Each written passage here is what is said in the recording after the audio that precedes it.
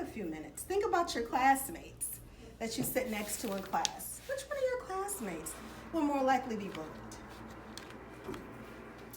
Well, the answer is it can happen to anybody. Yeah. Bullying doesn't discriminate. Today you're the popular girl. Tomorrow you're the one who's being bullied, okay? So no single factor puts a child at risk of being bullied or bullying others. Bullying can happen anywhere. Cities, suburbs, or rural towns, specialized populations, and those who are socially isolated may be at an increased risk of being bullied. So when we talk about those specialized populations, it could be people who are physically handicapped, mentally handicapped, emotionally isolated, the misfits in your class or in your school, those children who are on the other side of the building sometimes, who we think of as a little different. Those people stand out as those who are most likely to be bullied when we think about our population. Other risk factors include people who are perceived as different from their peers, such as looking different or unique, being new to the school, being perceived as uncool or not part of the crowd. So if you choose to stand on your own and say, no, I don't do that, when the whole crowd is going to do something that goes against what you believe, you could then be bullied. They could turn against you and say, well, what do you think, you're better than us? Oh, you're not cool. Tomorrow you can't sit with us because you didn't go along with the crowd. So, like I said, bullying can happen to anybody. Those who are perceived to be weak or unable to defend themselves, I know one of the things that we talk about in the elementary school is to always walk with your head up. You're not slouched, you're not looking down, because that gives people the image that you're not confident about yourself. And we know through research that those who are perceived as weak, those who are perceived as not willing to stand up for themselves, are those people who are more likely to be bullied. So it's very important that wherever you're walking to, even if it's to the store and there's a crowd, don't hunch in, don't look nervous. Even if you are on the inside, do some self-talk to build yourself up so that you can walk through those halls proudly and not be a person as perceived as being weak.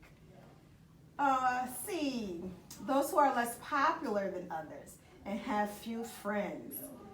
Do not get along well with others, seen as annoying or provoking or antagonizing others for attention. That's a big one that I see a lot. The people who annoy you. Like they have annoying habits. Maybe they're overly friendly or they're overly knowledgeable, so they're always interrupting the conversation. You're like, move! And they become isolated from their peers because no one wants to be bothered with that annoying behavior every day. Why do you keep doing that? So those children can be bullied. Those who are depressed or anxious or even have low self-esteem can become victims of being bullied.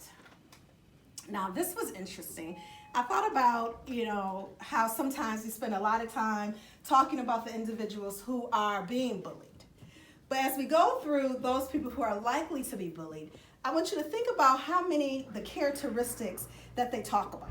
Because normally when we talk about the bullies, we think of those are the cool kids or that we perceive as having, a lot of confidence. That's why they pick on people who are not the same size or don't look at them. But when I read over this information, some of those characteristics of those people who are most likely to be bullied look very similar to people who are bullied. So those factors work both ways. So the first one they talk about is those who are well connected to their peers, have social power, are overly concerned about their popularity, and like to dominate or be in charge of others. Those are the most common bullies that we think about when we think about people being bullied or being bullies. The popular kids, the kids who have social status, the kids, who are on the sports team, who, get invited to all the parties. Those people are the bullies. But B gives us another characteristic. Those who are more isolated from their peers and may be depressed or anxious, have low self-esteem, be less involved in school, be easily pressured by peers, or not identify with the emotions or feelings of others. That sounded kind of like the kid who would be bullied. You could be a bully and have low self-esteem. Yeah, you ever hear that saying, hurt people, hurt people? Right. Okay, hurt people hurt people. So people who are in pain a lot in the inside, they lash out and they become the aggressors in a lot of situations just so they can feel in charge or feel in control of something in their life. C says those who are aggressive, violent, or easily frustrated, those who have less parental involvement and maybe having issues at home are at risk of becoming bullies. Those who think badly of others and have difficulty following rules, those who view violence in a positive way. I think that a lot has to do with our culture, social media, you know, the older people, it's the video games and the music. But what they're saying is they glamorize some of these things. Videos glamorize violence, video games, music glamorize violence, the lyrics sometimes. Not that we're blaming music for the fact that your child has become a bully or is being bullied, but a lot of that stuff, when you hear it over and over and over again, that repetition, you know how we study at school, we study to memorize stuff so that when we take that test, the answers are already there. It's almost like remote. Oh, I know that answer, and you start writing. That's what happens when we hear negative things over and over and over and over again. It begins to change the way you view and think about things. So maybe I used to think that just lashing out and, you know, punching somebody in the eyeball was a really bad thing. But when I keep hearing and seeing instances where that really worked to solve that problem, wow, she doesn't get bothered anymore unless she beat that girl up, then I begin to change my mindset, and it becomes easier and easier for me to react in that manner. So when we talk about those what does it say? Those who view violence in a positive way, it's not because you woke up and was like, yeah, fighting is a good thing. But over time, it builds up and it builds up and it begins to change your perception. So G, those who get into physical or verbal fights, and those who blame others for their problems and don't accept responsibility for their own actions. Those people are more likely to become bullies. Signs you or your friend may be getting bullied. How to recognize the signs. If you are being bullied, or if your good friend, or maybe your classmate, or maybe somebody you're not even friends with. Because the important part about being a community, which a school should be, is that we care about each other. So maybe even if it's not happening to you, what if it's happening to somebody who's sitting in your science class or your math class? What is your role in helping them if they're a member of your community? So here are some signs to recognize. If your friend is feeling scared, lonely, or sad, unexplained injuries, lost or destroyed clothing, books, electronics, or jewelry. I don't know how my necklace broke. I don't know where my book bag went. Those are signs that maybe someone's being bullied.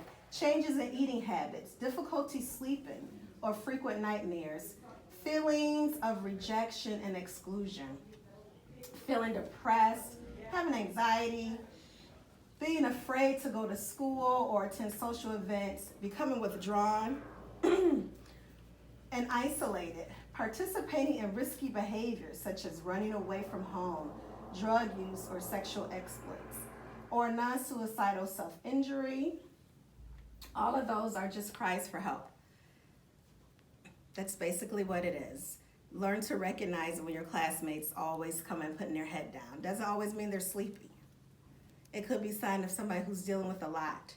And one of those factors could be bullying, and they're depressed and they're sad and they're anxious. Or when your child wakes up and just doesn't want to go to school or starts crying for no reason. Like I just said, eat your cereal. Why are we having a moment?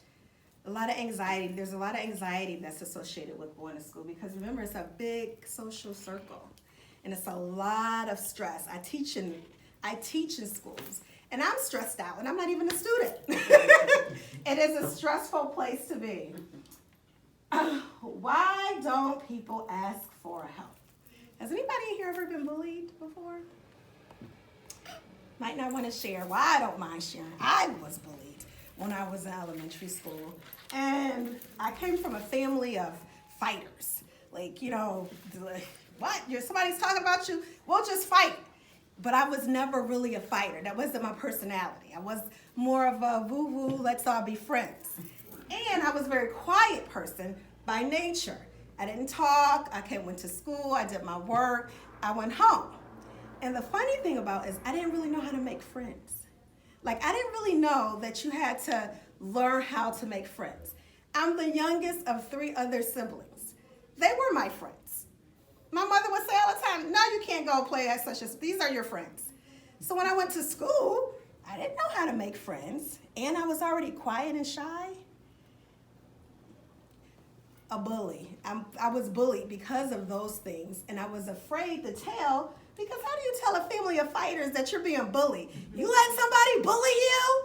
My mother would have had me out on the street fighting and rolling around in the grass. So there's a lot when you ask people ashamed of being bullied. So they don't want to tell because they're ashamed. So bullying makes you feel helpless and weak. You fear if you tell there will be backlash from ones who are bullying you. You may feel that no one cares or will understand the situation. You may fear being rejected by peers or family. Remember, this is your social circle. You have to go back there. Like if your mother comes to school and like, you still have, when she leaves, you're still stuck. So it becomes a risk in order to tell a parent or an adult or a teacher or a guidance counselor that in fact you are being bullied. So sometimes it isn't as simple as, but why didn't you tell me? The children are fighting a lot of anxiety about how to approach an adult about the fact that they're being bullied or mistreated, and it's been going on for a long, long time.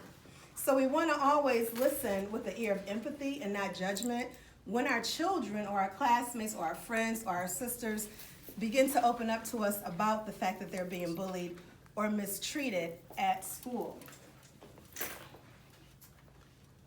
What can I do if I or a friend is being bullied? Look, do I have to just keep taking it? Absolutely not. Speak up. Tell mom. Tell the teacher. Tell an administrator. Tell the pastor. Tell a trusted adult or friend who can help you. Don't just keep going to school living with that anxiety because it's not healthy. Intervene. If you see someone being bullied, don't be one of the bystanders with your phone out recording it. Don't be one of the bystanders who's standing and think, oh, that's a shame. But you'll be amazed the power of one voice has when you see a classmate being bullied. Say something. Leave them alone. Or just walk in the middle and say, let's go.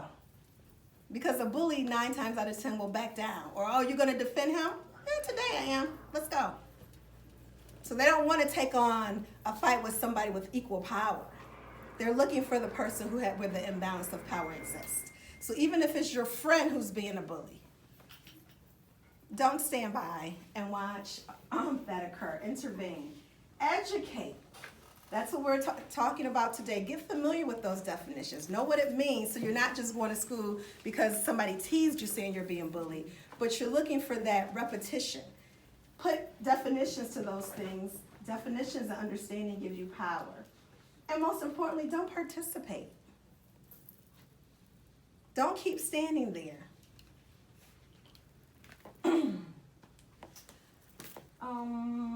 Let's see.